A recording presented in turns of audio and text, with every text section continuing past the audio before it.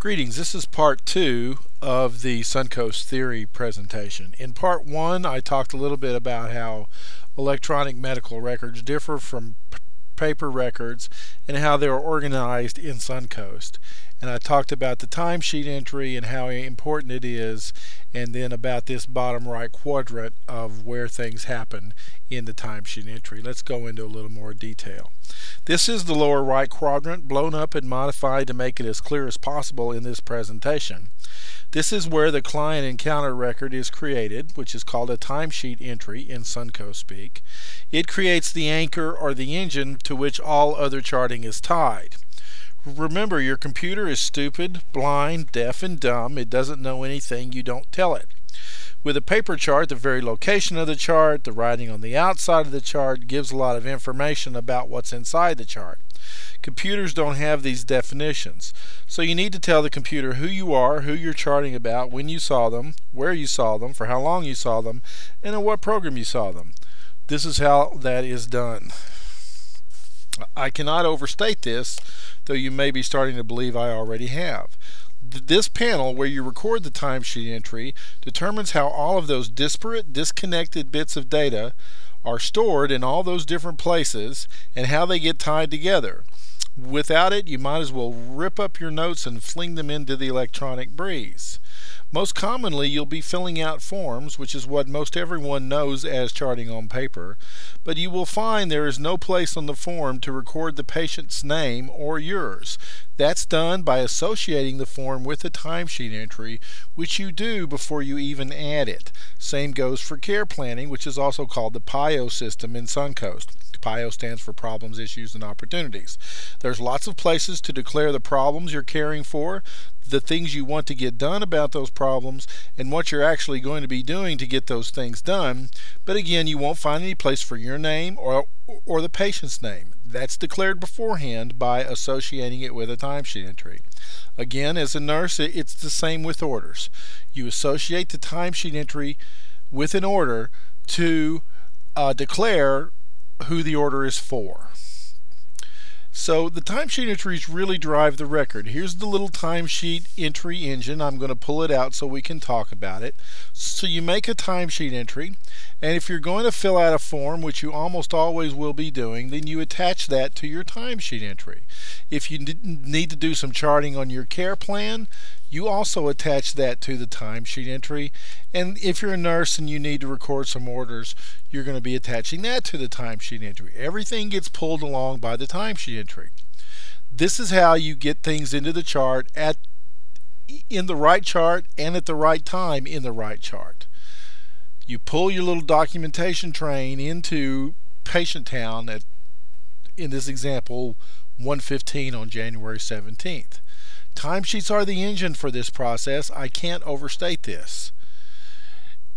This is your intersection with time and space. This is where you record who the patient is, who you are, what date and what time you're talking about, and how long you were there on this timesheet panel. If you don't associate a form or an order with a timesheet panel, it has nowhere to go. It's got nothing to pull it along. Also, timesheet entries by themselves aren't very useful because they don't have any information that's attached with it. So you might think, okay, then it's pretty important to know which timesheet entry my form is attached to, and you can see that on every screen. Here is a form template screen. This is the panel you'll be working on. Those little white triangles are where you're going to be typing in data, and down here in the bottom left is a little field that'll have a time, date, and a name in it. That declares the timesheet entry with which this form is attached. That's how you know that this data that you're putting in the little fields is going to be associated with the proper client encounter.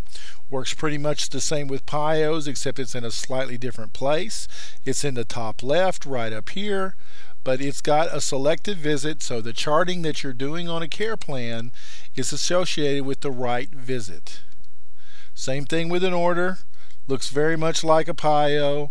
It's got a time and date associated with it. That gets it declared with the right visit. If this vertical bar on the left here, if represents the chart over time. And as different hospice workers make visits, they build their documentation train and pull them into the chart at the specific time that they saw the patient. Charting in Suncoast is really largely a collection of these different documentation trains that have been pulled in. You get a timesheet entry and the associated information with that timesheet entry. There are some other places in Suncoast where you can find information. They really aren't tied to a specific visit. It's more administrative and global information about the patient. The first of these is the client chart. It's a bit of a misnomer because there's not very much information right here. It's really just demographic information about the patient, but you can start at the chart and go to anywhere else in the system on that particular patient. Here's a face sheet. Like it works in a paper chart, it's the most current information about the patient concerning information that has to be current, like the diagnosis, the attending MD, the allergies, the funeral plans. These may change over the course of the patient's stay in hospice, but the most current information will always be found on the face sheet. Same thing with the medication profile. It gets filled out on admission, and then any modifications to the prescriptions for the patient go into the profile, and the profile itself will be the most current information available. Orders work like this. This is what the panel looks like. There will be a list of them as they get put in, and this is also where certifications and recertifications go. And remember, orders include not just medication, but things like wound care, therapy, catheters, and labs, and diagnosis changes. The forms cabinet is where you choose which form template that you want to use to put information into Suncoast. You'll be looking at this a lot. We'll be talking about it quite a bit later in the training. There are also some more minor destinations in Suncoast, places to record this data so that it's available for the rest of the team.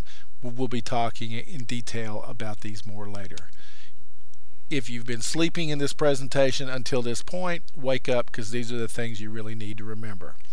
No charting can be done without a timesheet entry. Charting is not stored as individual forms. The forms are just an opportunity to organize the information so it makes sense to the human being entering the data. That's what a form is. A report is how you get the information out. If you have any questions, here's my phone number and my email address. Thank you for your attention.